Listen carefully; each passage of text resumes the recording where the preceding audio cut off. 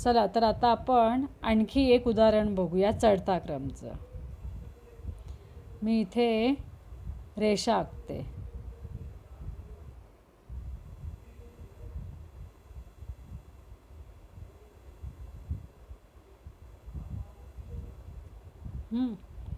आता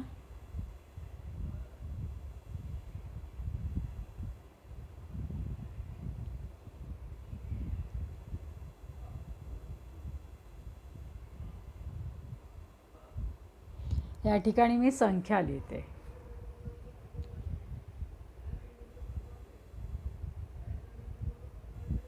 इथे आहे 1091. इकडे आहे 1990. इकडे आहे 1009.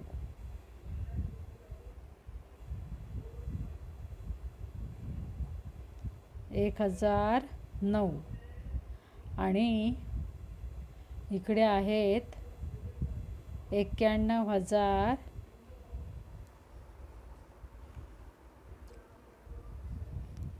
एक मिनिट, 1101च घेते. चला संख्या वाचूया आपण आधी. चला पहिली संख्या काय आहे? 1091. दुसरी संख्या काय आहे? 1990. 1990. तिसरी संख्या 1009. आणि चौथी संख्या आहे 1101. आता यांच्यामध्ये आपण संख्या ओळखायच्या आहे. लहान संख्या कोणती, कारण चढता क्रम लावायचा आहे ना. मग आपण पहिली संख्या कोणती बघणार? पहिला आधी अंकी. किती अंकी संख्या आहे? सर्वच संख्या 4 अंकी आहे. म्हणजेच आणि सर्व संख्यांचा पहिला अंक जो आहे हा 1 आहे. बरोबर? सर्व संख्यांचा पहिला अंक 1 आहे. इकडे 1, इथे 1, इथे 1, इथे 1. म्हणजे चारही ठिकाणी पहिला अंक सारखा आहे आणि सगळ्यांचा सारखाच आहे. बरोबर? मग जेव्हा पहिला अंक सारखा आहे तेव्हा कोणती संख्या बघायची सांगितले मी? दुसरी संख्या बघायची. दुसऱ्या संख्येमध्ये जिचा अंक लहान ती संख्या सर्वात लहान. चला तर आता दुसऱ्या संख्येकडे आपण बघूया. दुसरी संख्या कोणती आहे ती? इथे आहे 0, इथे आहे 9, इकडे 0, इथे 1. बरोबर? आता 0, 9, 0, 1 दोन ठिकाणी 0 आलाय बघा. कारण यांच्यामध्ये दुसरा अंक, हेच पहिला अंक तर सगळीकडे सारखा आहे. आता आपण दुसऱ्या अंकांचा, सगळ्या संख्यांमधला दुसरा अंक कोणता आहे तो आपण बघतोय. तर या पहिल्या संख्येत 0 आहे. दुसऱ्या ठिकाणी शतक स्थान बघतोय आपण. शतकाचं स्थान बघा, प्रत्येक संख्येतलं शतकाचं स्थान. कारण इकडे हजाराचं स्थान सगळीकडे सारखं आहे. 1 1 1 1 1. शतक स्थानमध्ये 0 आला आहे, 9 आले, 0 आला, 1 आला. मग 0 1 आणि 9 यांच्यामध्ये लहान अंक कोणता? 0. आणि तो ह्या दोन ठिकाणी 0 आला आहे. आता ह्या दोघांमध्ये दोन्ही ठिकाणी 0 आलं आहे आणि ह्या संख्या सर्वात लहान आहेत. मग ह्या दोघांमध्ये पण कोणती संख्या लहान आहे? आता ह्यांचा पहिला, हे इथे पण पहिले सुरुवातीचे 10 आहेत.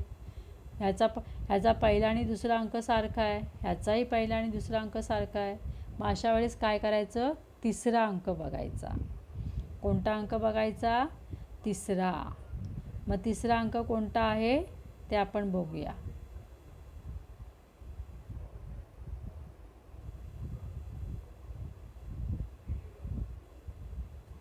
तिसरा अंक इथे आहे. आता ह्या दोघींचाच विचार करायचा. ह्या अंकांकडे, ह्या बाकीच्या दोन अंकांकडे बघायचं नाही, कारण ह्या दोघांचा दुसरा अंक सारखा आला आहे ना. ह्याचा 0 आहे, ह्याचाही 0 आहे. ह्यांचे वेगवेगळे आहेत दुसरा अंक. शतकस्थानचा अंक ह्याचा 9 आहे, ह्याचा 1 आहे. त्यामुळे त्यांचा विचार नाही करायचा, याच दोन संख्यांचा विचार करायचा. ह्या दोघांचाही सारखा आहे. मग तिसरा अंक बघायचा.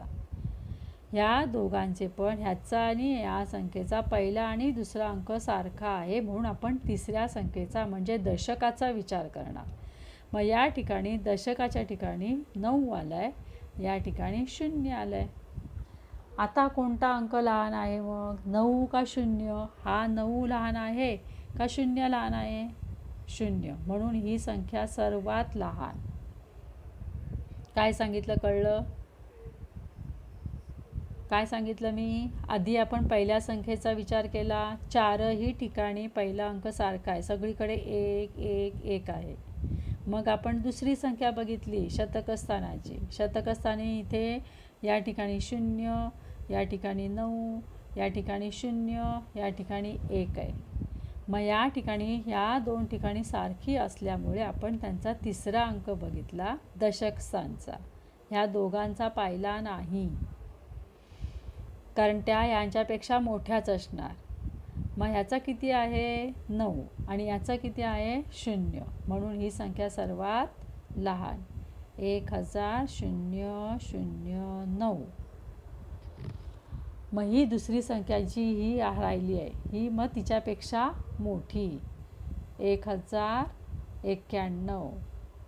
कारण आपण काय बघितलं, दुसरा संख्या ह्या दोघांची लहान होती. दुसरी संख्या ह्या दोघींपेक्षा या दोन संख्या लहान होत्या, म्हणून आपण ह्या दोन संख्या पहिल्या लिहून घेतल्या, त्यांच्यामधल्या लहान मोठेपणा ओळखून. आता ह्या दोन संख्या राहिल्या, त्या दोन संख्यांना काट मारले आपण. आता या दोन संख्या ज्या राहिलेल्या आहेत त्यांचा आपण विचार करूया. आता काय राहिली आहे? 1990 आणि ही 1101.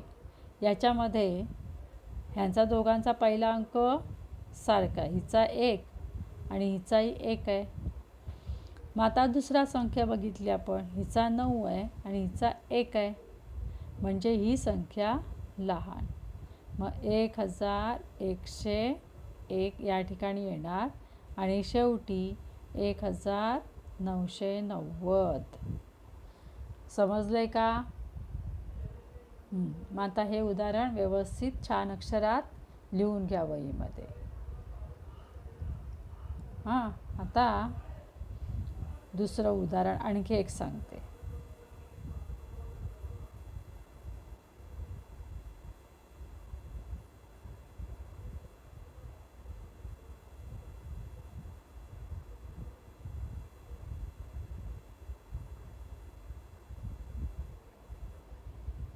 तर इथे मी पहिली आधी रेषा आखून घेते.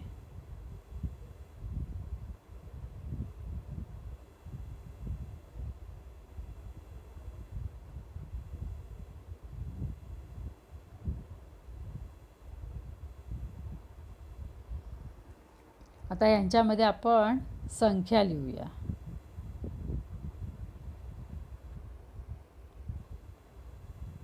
इकडे आहे 3771.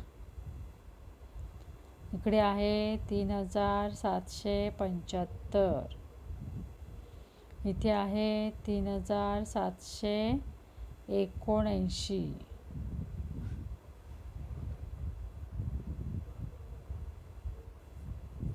आणि इकडे आहे 3770. आता यांचा आपण चढता क्रम लावायचा आहे.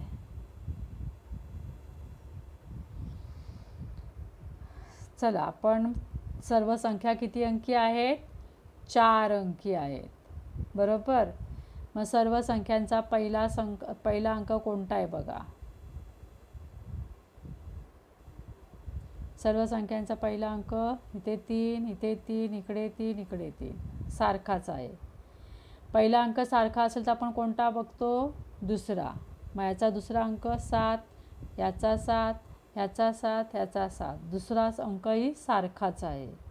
आता आपण तिसरा अंक बघणार, म्हणजे दशकस्थानचा. आधी आपण हजाराचं स्थान बघितलं, सगळीकडे सारखं आहे, 3 3 आहे की नाही सारखं. नंतर आपण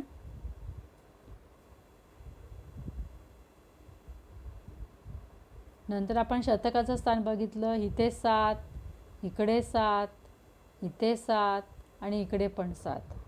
दुसरं स्थान दशकाचं स्थानसुद्धा सारखंच आहे. आता आपण तिसरं स्थान बघणार. आता आपण तिसरं स्थान बघूया. तिसरं स्थान इथे 7 आहे, इकडे 7 आहे, इथे 7 आहे आणि इथेही 7 आहे. तिसरं स्थान पण सारखंच आहे. म्हणजे पहिलं हजाराचं स्थान, नंतर शतकाचं स्थान, नंतर दशकाचं स्थान, तिन्ही आपले स्थान सारखंच आहे. आत्ता आपण काय करायचं आहे, चौथं स्थान बघायचं. मग चौथं स्थान बघूया. ह्याचा अंक आहे 1, हा इकडे आहे 5, इकडे आहे 9, इथे आहे 0. मग ज्याचा एकक स्थानचा अंक सर्वात लहान असेल तो लहान. आधी आपण काय केलं, हजाराचं स्थान बघितलं, सगळ्यांचं सारखं. मग कसा ओळखणार, मग आपण शतकाचं स्थान बघितलं. शतकाचं स्थानसुद्धा चारही संख्येचं सारखं होतं. नंतर आपण दशक स्थान बघितलं. दशक स्थानीसुद्धा सगळीकडे सारखाच अंक आहे. आणि म्हणून आपण एककाचं स्थान पाहिलं तर ज्याचं एककाचं स्थान लहान ती संख्या लहान. मग आता या ठिकाणी 0 हे स्थान हे सर्वात लहान आहे, म्हणून ती संख्या आपण पहिली लिहिणार. मग आता या ठिकाणी आपण पहिला अंक लिहिणार आहोत 3770. हा लिहिला 3770. आता आपण फक्त आता एककाचा विचार करतोय. 1, 5 आणि 9 यांच्यामध्ये कोण लहान आहे, 1, म्हणून ही संख्या लहान. 3771. आता उरल्या कोणत्या, ह्या 2 संख्या, बरोबर. मग यांच्यामध्ये कोण लहान आहे, 5 लहान. मग इथे 3775 आणि शेवटी राहिले 3779. कळले कसा चढता क्रम लावला. आता चढता क्रम आता तुम्हाला बरोबर समजेल. आणि जरी तरी पण कळलं नाही तर मला विचारायचं, पुन्हा व्हॉट्सॲपवर पाठवायचं की बाई आम्हाला अजूनही समजलेलं नाही आहे म्हणून. मग मी अजूनही व्हिडिओ पाठवेन. नमस्ते.